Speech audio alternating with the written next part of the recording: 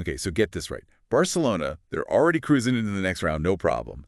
But then they face Atalanta, who, let's be honest, really needed a win. Oh, yeah, they were desperate. Desperate. But the final score, a tie. 2-2. But let me tell you, Doesn't tell the whole story. not even close. Yeah. We're going to deep dive into this match, folks, because it wasn't just about the goals. It kind of shows us how things are, changing in the world of European football. Definitely shifting, for sure. So if you're listening, buckle up. We're going to break it all down for you, whether you're a diehard fan or just curious. Absolutely. First half. Man, it felt like both teams were playing it safe. Like, way too cautious. Exactly. A very tense start. I mean, you'd expect Atalanta, they needed that win, right? You'd think they'd come out with all guns blazing. Exactly. Full throttle. But they were so careful, almost hesitant, to really push forward. But they had chances, didn't they? I mean, I remember thinking a couple of times that could be it. Oh, for sure. Early on, Kolasinac, that header of his, just went wide. And then Zappacosta had that shot. Good save by the keeper, but he should have done better, really. So buried it, yeah. And Retegui was right there inside the box.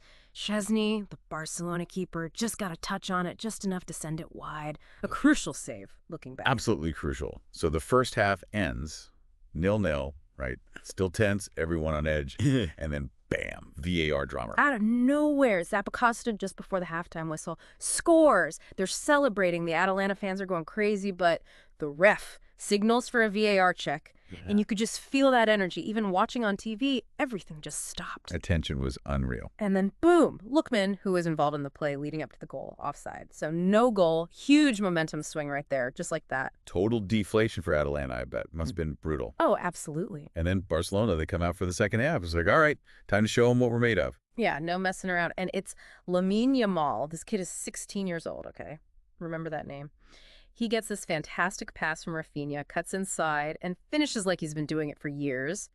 What was really interesting to me, though, wasn't just the goal. It was how Barcelona just shifted gears, like a switch flipped. Yeah, they seemed to find another level. They were pressing higher, their passing was sharper, more precise. They were dictating the tempo, really in control at that point. But you got to hand it to Atalanta. They didn't just, roll over. No. They dug in. This is where you see their resilience, their fighting spirit. Ederson, their midfielder, hits this. I mean, it was an absolute rocket from way outside the box. It smashes off the post and in. There was nothing the keeper could do. That goal, for me, that sums up Atalanta. They just refuse to back down. It's that kind of grit that makes any team dangerous. Doesn't matter who they're playing. And from there, oh, man, it was nonstop action. Yeah. Back and forth, back and forth. Like a basketball game almost.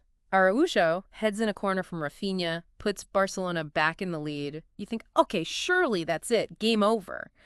But then, bang, Pasalic, beautiful pass from Darun, and it's tied again. Just incredible to watch. Edge of your seat stuff. Absolutely. I mean, that whole stretch of the match was pure entertainment. Pure entertainment. So we end with that 2-2 draw. On the surface, you might say a fair result, right?